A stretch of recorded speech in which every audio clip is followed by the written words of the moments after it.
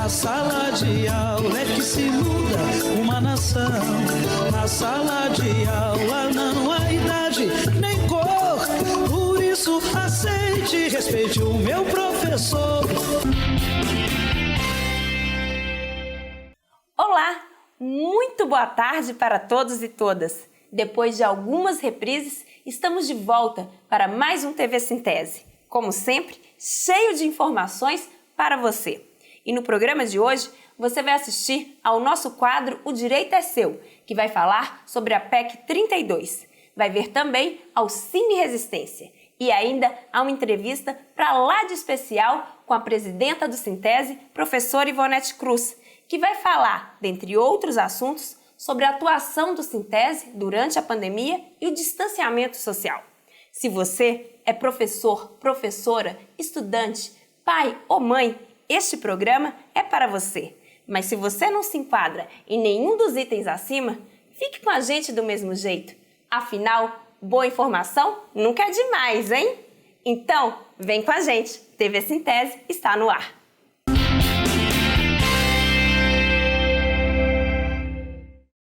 Vamos começar com uma coisa que é certa. O direito é seu.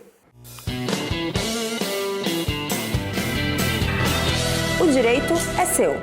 Queridos professores, queridas professoras, no programa de hoje nós iremos retornar a uma informação dada para vocês em outubro de 2020. Naquele período, nós havíamos falado sobre a reforma administrativa. Vamos lembrar aqui a vocês sobre a reforma administrativa e qual a situação que ela está hoje. Pois bem, a reforma administrativa foi encaminhada pelo governo federal em setembro de 2020. Hoje, ela foi recepcionada naquele período pela Câmara dos Deputados. Foi levada a plenário e logo após para as comissões. Hoje, a reforma administrativa está na Comissão de Constituição e Justiça, ou seja, os passos já foram dados. E qual o objetivo nosso aqui de passar para vocês, professores, professoras e servidores públicos, sobre a reforma administrativa?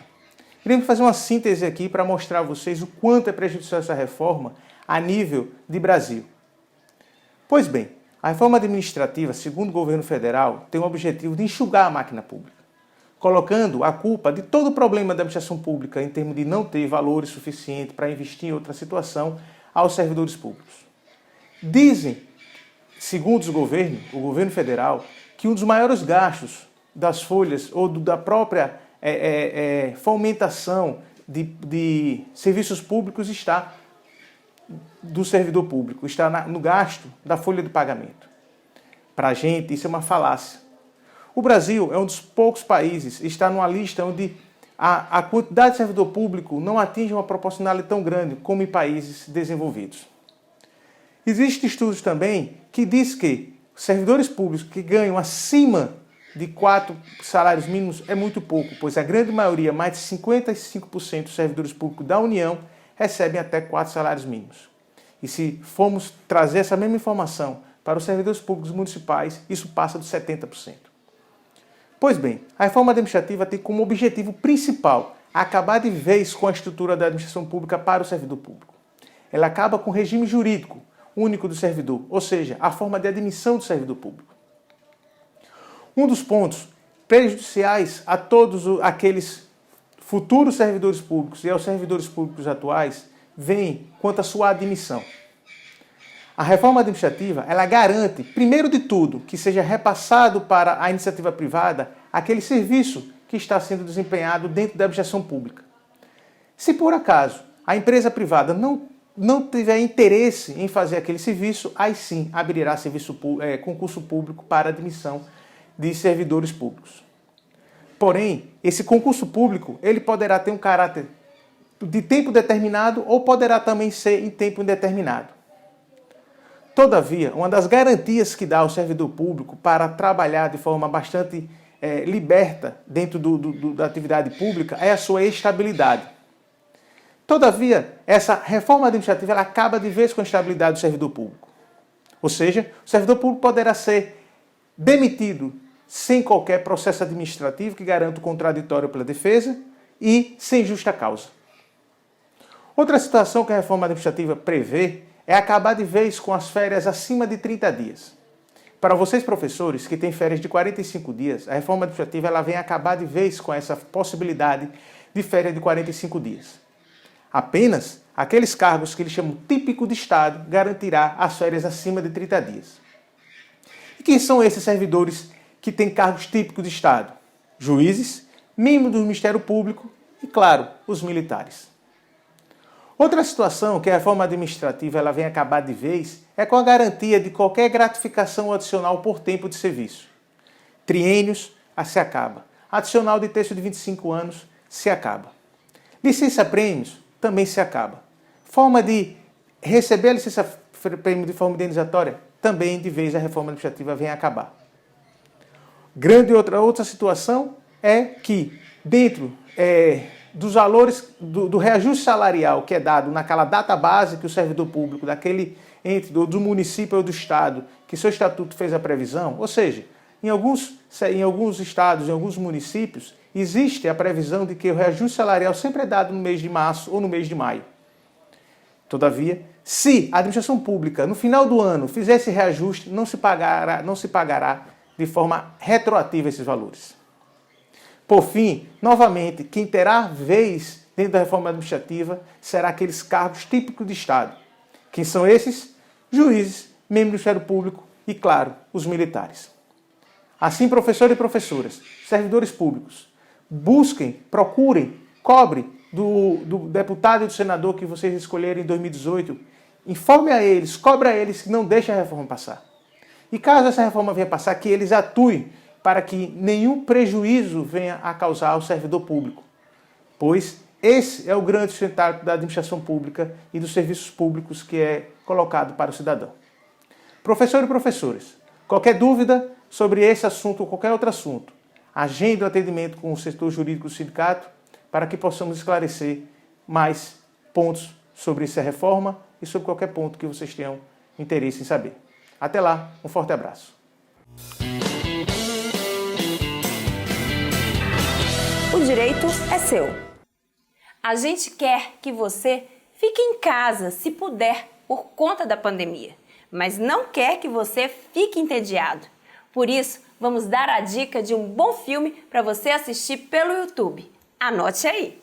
No escurinho do cinema, chupando drops de anis, longe de qualquer problema, perto de um final feliz. No nosso quadro Cine Resistência de hoje, vamos apresentar o filme Entre os Muros da Escola. Um professor de língua francesa trabalha em uma escola localizada na periferia de Paris. Ele e seus colegas de ensino buscam apoio mútuo na difícil tarefa de fazer com que os alunos aprendam algo ao longo do ano letivo. O professor busca estimular seus alunos, mas o descaso e a falta de educação são grandes complicadores, o que testa a sua paciência e, o mais importante, a sua determinação como um educador. Para assistir, vocês já sabem, basta ir lá no YouTube e colocar o nome do filme, Entre os Muros da Escola, e bom divertimento para todo mundo. No escurinho do cinema, chupando drops de anis, longe de qualquer problema, perto de um final feliz. A nossa entrevistada do quadro Nossa Luta de Cada Dia de hoje é a presidenta do Sintese, professora Ivonete Cruz. Boa tarde, professora Ivonete Cruz.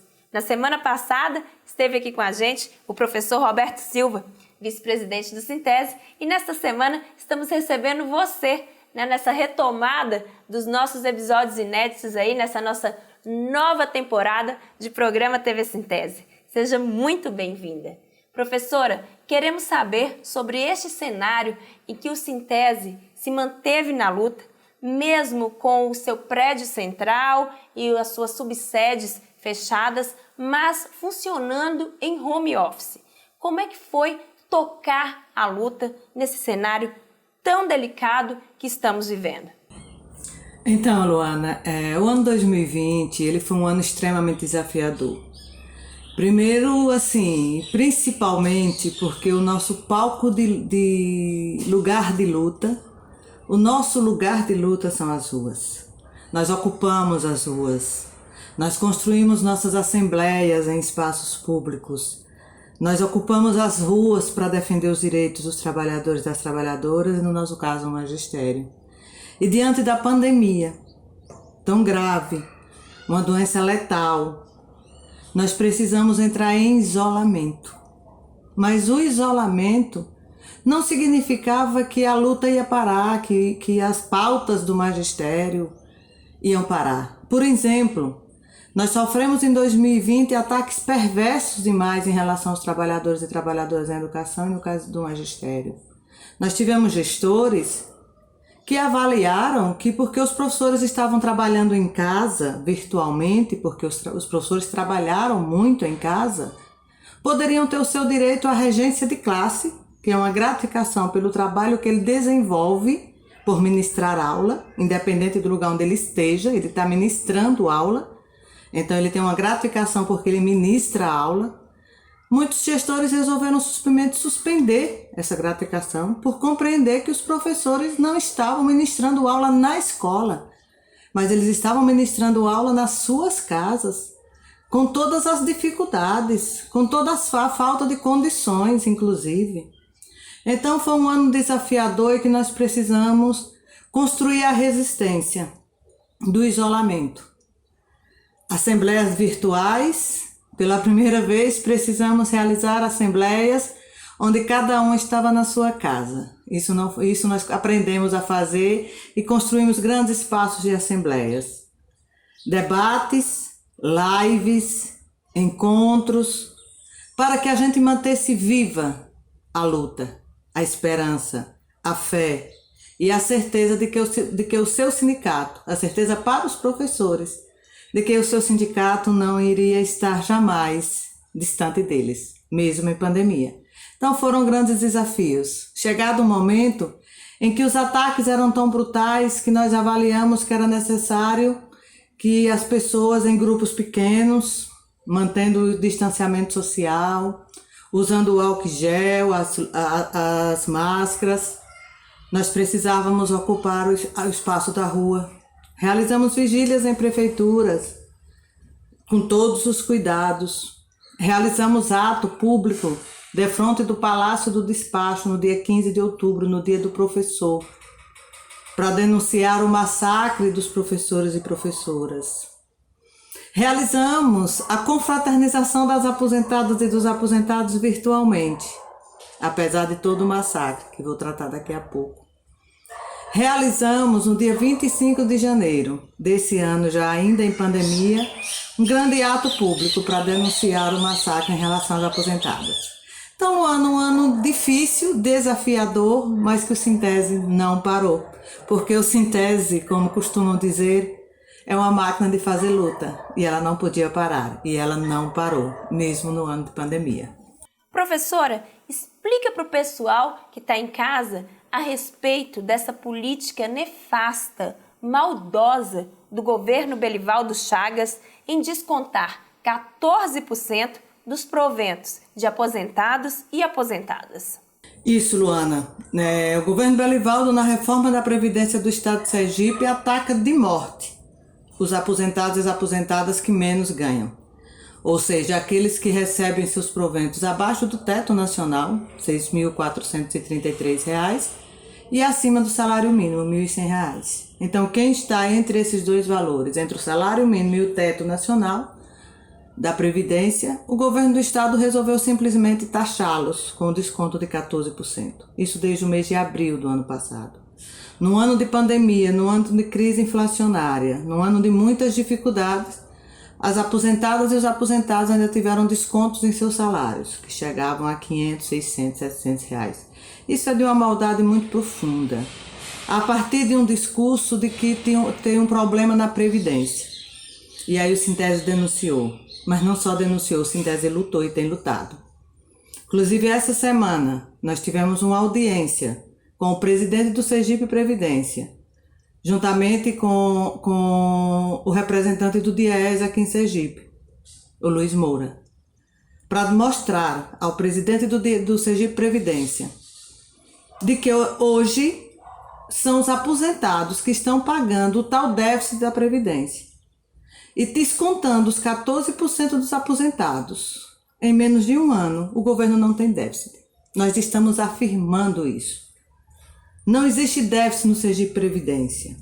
Com o que é descontado do provento dos aposentados, de 14%, e a obrigatoriedade do governo de repassar o dobro do que os servidores repassam, que é 28%, juntando os 14% e os 28% do Estado, a gente demonstra por números que o Sergipe Previdência tem recursos suficientes para pagar a folha e para manter a sua estrutura burocrática, podendo com certeza e tranquilamente revogar o desconto dos 14% desses professores e desses trabalhadores que recebem abaixo do teto da Previdência.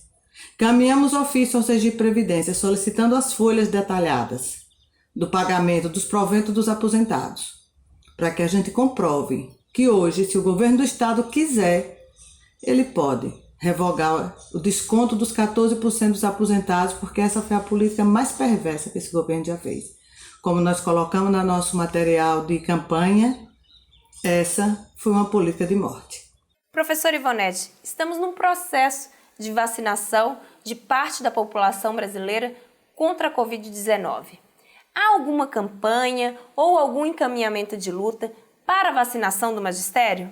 Então, Luana, nós tivemos o ano de 2020 marcado por uma política diante do processo de suspensão das aulas no dia 18 de março, e aí no estado de Sergipe, na rede estadual, nas redes municipais e no Brasil. Nós vivemos um processo de implementação de uma política de aulas não presenciais ou aulas remotas. Mas hoje nós temos um saldo extremamente negativo desse processo. E nós temos um saldo extremamente negativo, onde os maiores prejudicados foram os estudantes. Além dos professores que terminam esse ano extremamente cansados, com muitos problemas de saúde, porque não é fácil ministrar aula um ano inteiro, de via remota, com péssimas condições, na grande maioria das vezes com total ausência de assessoria pedagógica.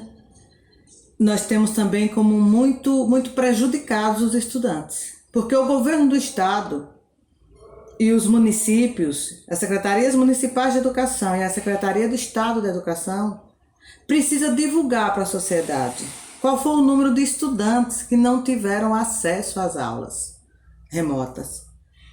Precisa divulgar os alunos que foram excluídos do processo, mas não só divulgar. Precisa dizer o que é que vai ser feito com esses estudantes, porque eles não podem ser penalizados por conta da pandemia e por conta de uma ausência pública séria de aulas remotas, que garantisse a todos e todas o acesso às aulas, como é direito constitucional. Então, esse é o cenário. E para esse ano 2021, o governo do Estado coloca numa matéria, e a gente repudia a forma como o governador trata de um assunto tão sério, dizendo que o Sintese tem que deixar de blá blá blá. Então o que nós temos que ter, governador, não é blá blá blá, e nem o senhor pode ficar de blá blá blá.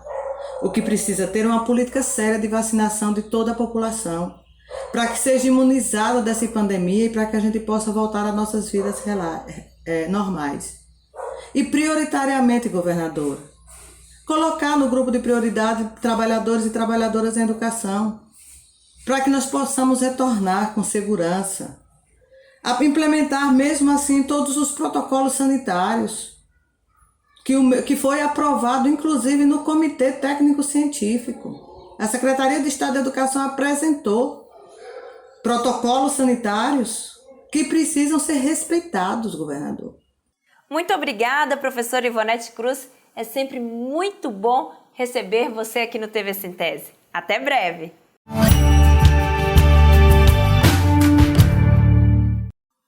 E o TV Sintese deste sábado vai ficando por aqui. A gente se vê no sábado que vem. A você, boa tarde e boa sorte. E lembre-se, distanciamento social, álcool em gel e nada de aglomeração. A sua audiência é muito importante para a gente. Tchau! Na sala de aula é que se muda uma nação. Na sala de aula não há idade nem cor. Por isso aceite.